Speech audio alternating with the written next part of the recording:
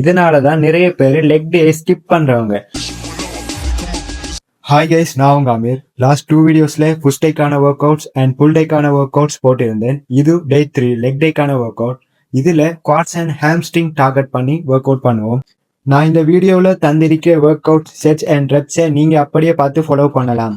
ஆனா சில ஜிம்கள்ல சில மெஷின்ஸ் தான் இருக்கும். இப்ப எங்களோட ஜிம்ல இருக்கிற மெஷின்ஸ் உங்களோட ஜிம்ல இருக்காது.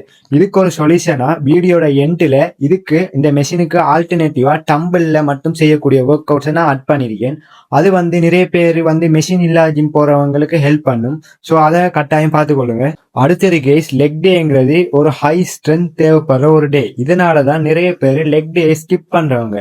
நீங்க லெக் டே வரும் முதல் ஒரு ப்ரீ ஒர்க் அவுட் மீல சாப்பிட்டு வர்றது பெட்டர். உதாரணமா வாழைப்பழம், ஓட்ஸ் இப்படியான சாப்பாடை சாப்பிட்டு வந்தீங்கன்னா உங்களுக்கு நல்ல ஸ்ட்ரென்த் இருக்கும், உங்களோட பெர்ஃபார்மன்ஸும் நல்லா இருக்கும். இறுதியா கைஸ், நான் போற வீடியோஸ் மூலம் ஜிம்ல ஸ்ட்ரகிள் பண்றவங்களுக்கோ இல்ல ஜிம்போ பிளான் பண்ணிட்டு இருக்கிறவங்களுக்கோ ஏதாச்சும் ஒரு பலன் வந்தடையும் என்று நம்புறேன். நன்றி கைஸ்.